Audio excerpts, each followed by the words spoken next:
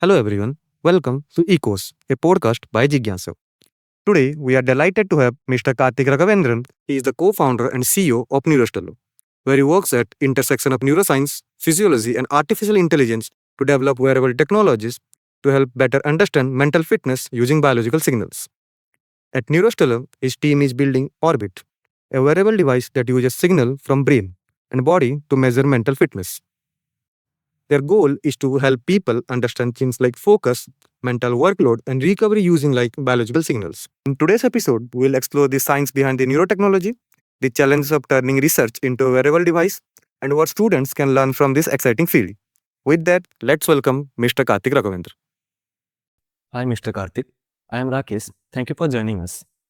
This conversation is being conducted under Jigyansa, the Science Outreach Club of IISER Berhampur, where our focus is connecting students with real-world science, research, and emerging technologies. Rather than hype, today's discussion is about biological limits, real-world challenges, and ethical responsibility in neurotechnology.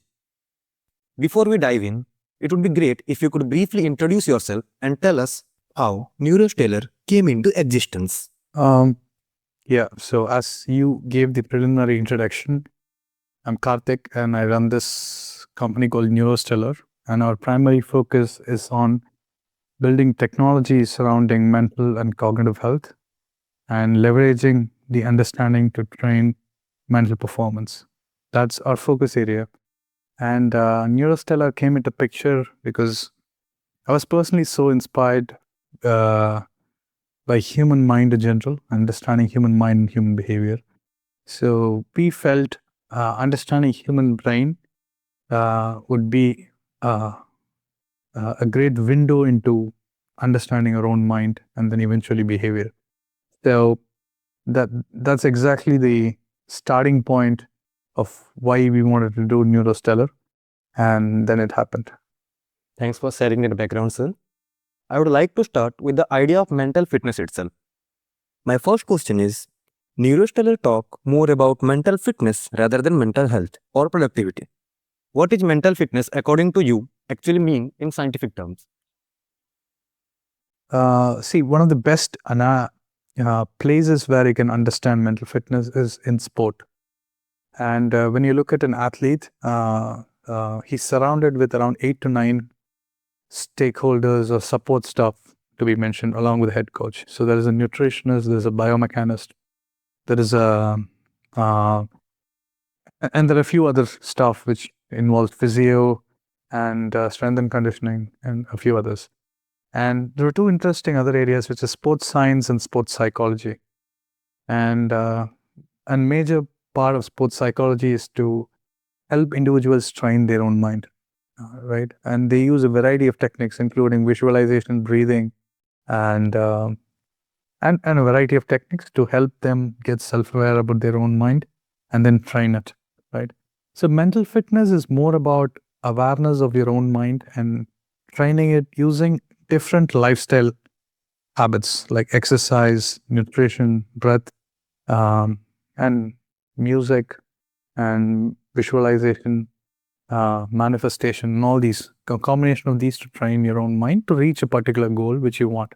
For example, if I'm an entrepreneur and I want to lead a successful business, how can I use all these techniques to make sure I'm mentally at my best doing my job as an entrepreneur? So I would define mental fitness as any technique which could help you not just understand your own mind, but also have trained to be at your best state mentally, the way you feel, the way you're in terms of your sharpness, in terms of you're able to get into the zone and getting back at will. So these are some of the aspects of mental fitness. But what we deal with using a wearable device is a very subsection of mental, which is cognitive health. And cognition basically means your reasoning, perception, and attention. It deals with a few aspects of these. And we deal with cognitive health and specifically measures like attention, fatigue, and a few other biomarkers surrounding cognitive health. And when it comes to training, we also get inspired from other like psychological measures which can help improve your mental state. So we use a combination of both, and that's what I define as mental fitness and some of the aspects we work on. Let's now move to the next question. On Neurostellar website, you mentioned that mental state like focus or relaxation can be measured using signals from brain and body. In simple terms, how do this internal mental state show up as biological signal that we can actually measure? Okay. So it's the basics are fairly simple, which is if you look at brain waves, it is people have described as different frequencies of brain waves. Like alpha frequency is called 8 to 12 hertz and beta is 12 to 35. And the lower frequencies like delta and theta are in further lower ranges. And there are some clear patterns where when you're sleeping, your lower frequencies dominate. And when you're highly active and engaged in your tasks, your higher frequencies dominate. This is just based on how it's correlated with your neuronal firing, right? So there are already patterns which for distinct cases, which is present in your brainwaves. So that's the thing that we're dealing with. And also we have seen patterns in your heart rate and HRV. Now sleep is just being measured using heart rate and heart rate variability. So it's all very much interconnected. So there are various evidences in scientific literature to show the correlation between your mental states and your brain activity. So that's exactly what we're tapping into, significant biomarkers and the variations in its frequency spectrum while you are in specific mental states. Neurostellar combines signal like EEG and PPG. From a biological point of view, what are these? What can these signals genuinely tell us? Great. EEG is defined, the expansion is electroencephalogram. It is basically the electrical pulses generated, the electric field generated out of the neuronal firing that's happening inside your brain. And once that's captured on the scalp, it gives some information in terms of voltage, amplitude, and frequency, with which you indirectly derive certain biomarkers. And PPG is something very similar, which is being used in your smartwatches or rings. It's photoplethysmography. It has something to do with the infrared, which is being passed inside to measure aspects of your blood flow. And it's about passing a light and then absorbing its reflection and deriving measures related to your blood flow, and then eventually commenting about your heart rate, sleep, SpO2, BP. Now even they're commenting on glucose and stuff. So it is just some hacks or tools where you try to pass a signal or just try to sense a signal which is coming out and trying to derive certain useful patterns or parameters out of it. So, and our core is EEG, which is the direct measure of brain activity. But we also use additional data points from PPG sensor data, like heart rate and breathing rate, and we do that to improve the accuracy and precision of our markers. Yes, that's in a nutshell. Many neurotechnology work well in lab, but struggle in real-world environment. What was the hardest challenge when moving this science into wearable, which people can use daily?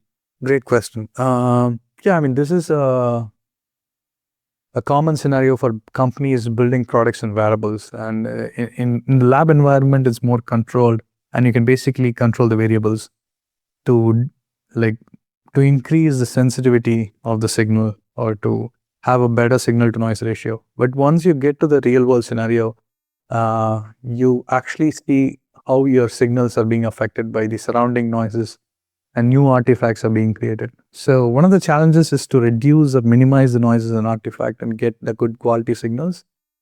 That's number one. And second is the usage of the product would not be as controlled as in a lab. Our customers use it in various different ways. So adapting the experience of the product according to the customer usage is one of the challenges which we try to address. Usually EEG machines out there in the lab are more bulkier set and you have to apply gels and electrodes. But for consumer there, it's just, you need to build a product which is just plug and play. For example, our product, you just wear it and it operates like a smartwatch, just communicates through Bluetooth and it just gets the signal. You don't need to apply any gels for preparation or something. So these are some of the challenges in technology and in design, and also in designing your algorithms. You have to like work and put real efforts to make sure it's adaptable to any environment outside. From your experience, where should a biology student focus if they want to work on this problem? Work on the problem that we are trying to address. Yeah. Neuroscience and the basics of neuroscience is a good place to start with. And interactions of other systems on your brain. For example, as a part of our research, I've read articles about brain gut connection and also other effects, like what are the effects of nutrition and other exercises on your brain. So anyone who's good with physiology and neuroscience could actually expand the scope of research and also the potential of the product when it comes to Neurostellar. So if you are in biology, if you are interested in the space, I would suggest focusing on physiology and neuroscience would be the way to go. Neurotechnology often gets a lot of attention and big claims. How do you decide what Neurostellar should not promise, even if those promises sound exciting or attractive? I think we should not promise what we would not be able to do. So that's why our promises are more about what we have, or just like probably 1 or 2 steps from where we are. And I'm not going to say Neurostellar is going to capture so accurately more better than invasive BCIs. It's a false claim, basically. I'm not going to say Neurostellar is the most accurate device out there.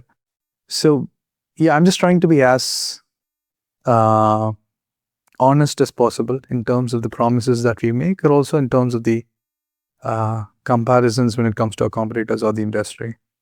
So yeah, here only evidences and scientific evidences talk. All the other voices that's coming from outside are just voices used for marketing or some gimmicks.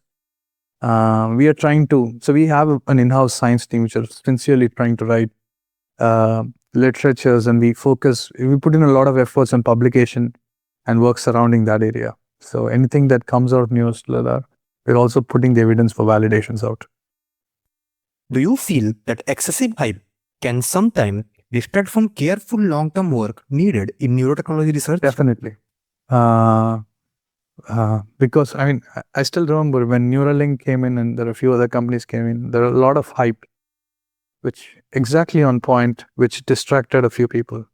So yeah, it's always good to focus on what is our long-term goal and try to choose or pick technologies which could serve the long-term goal and focus on what matters rather than getting distracted about the hype.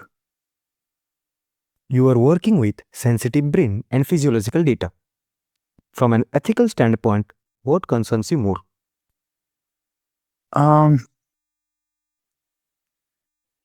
Yeah, I would say generally when it comes to health data, privacy and security is something that we have to take so much care about.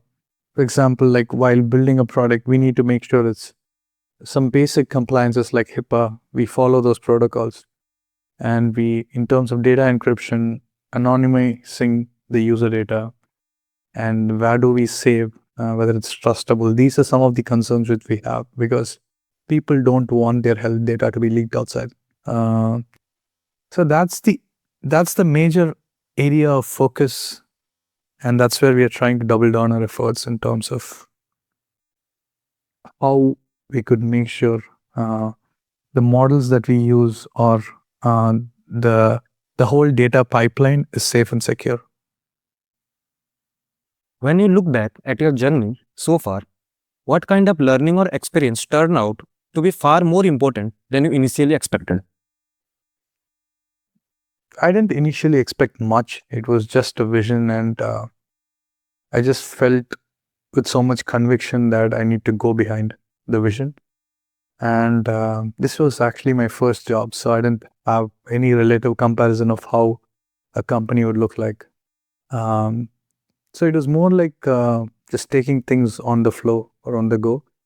Yeah, it was quite, I mean, as any other journey, it has its own ups and downs, but it's just, as you were mentioning in your previous question, it's not losing focus and trying to stay on things that matter rather than the heights of difficulties or obstacles of being an entrepreneur. I try to avoid that and focus on what matters. That's a valuable insight, especially for students. Thank you, Mr. Karthik. This conversation adds real clarity to how students can think about neurotechnology. On behalf of Jigyansa and IISER Berhampur, we appreciate your time and openness. Thank you so much, sir. Thank you.